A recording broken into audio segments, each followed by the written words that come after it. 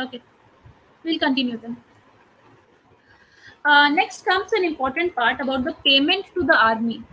यहाँ पर मतलब एक बहुत बड़ी बात है कि बहुत सारे जो एंशिएंट टेक्स्ट हैं इंक्लूडिंग महाभारत, अर्थशास्त्र, अग्नि पुराण और अलग-अलग टेक्स्ट हैं जो कि एक हमें बताते हैं कि रेगुलर पेमेंट आर्मी को देना चाहिए था as per the requirements over there. ये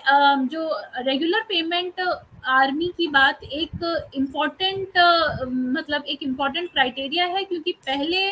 आर्मी को तभी बहुत सारी सिविलाइजेशंस में रादर पहले उसी समय आर्मी को कॉम्पनसेशन या जिसको कहा जाएगा रेन्यूमरेशन मिलता था जब वो वॉर पे होते थे और इसके अलावा उनको वॉर की बूटीज डिस्ट्रीब्यूट की जाती थी और ये उनका रिक्वायरमेंट होता था।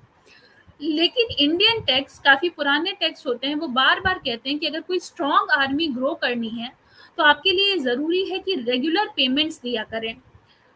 महाभारत एक्चुअली में हैज अ रेफरेंस जबकि धृतराष्ट्र ये कहते हैं संजय से कि उनकी आर्मी इतनी फियरलेस होके इसलिए बैटलफील्ड पे जाके लड़ाई कर पाती है क्योंकि उनको पता है कि अगर वो मर भी जाते हैं इस बैटलफील्ड में तो स्टेट यानी कि हम धृतराष्ट्र और जो रॉयल ट्रेजरी है वो उनकी फैमिली की जिंदगी भर देखभाल करेगा। Now this actually is a very big thing to think about क्योंकि ये इंडिकेट करता है कि इनके पास एक ऐसा कॉन्सेप्ट था कि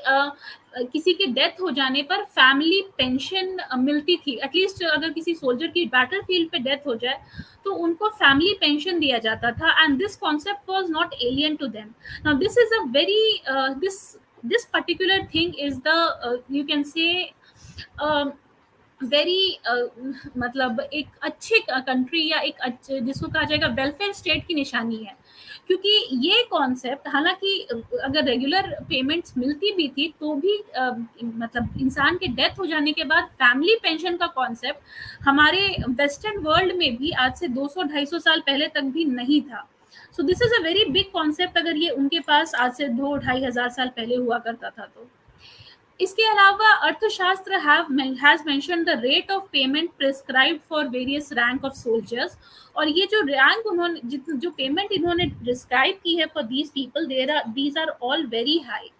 For example, the salary of an infantry superintendent is 4 times that of the salary of any other departmental head. 4 times उन बाकी के डिपार्टमेंटल हेड्स की सैलरी इन्होंने 10,000 पना पर ईयर के डिस्क्राइब की थी और इन्फेंट्री सुपरिटेंडेंट की सैलरी इन्होंने 40,000 पना पर ईयर की पर एनम की प्रिस्क्राइब की थी। और मैं ये भी बता दूं कि उस समय जो मतलब जो पेनल्टी या ये सब भी मिलता था दैट वाज हार्डली 10 to 12 पनास। तो ये 40,000 एक बहुत ही हाई अप की सैलरी थी उस जमाने के हिसाब से और ये प्रिस्क्राइब की गई थी जो हमें दर्शाती है कि इन लोगों ने ये जानते थे कि अगर हमें अच्छी आर्मी रखनी है तो हमें बहुत ही अच्छे से या उनको बहुत ही केयर करके रखना है, उनको पेमेंट्स अच्छी तरीके से देनी है। Along with the regular payment, there has also been references of army being rewarded in various other ways. जैसे चालुक्य किंग अमन वन ने अपने जनरल महाकाल को एक पूरा का पूरा विलेज दे दिया था क्योंकि उन्होंने लड़ाई करने में एक जो ऑपोजिशन की पूरी आर्मी को एनहाइलेट कर दिया था 2 बार वो भी।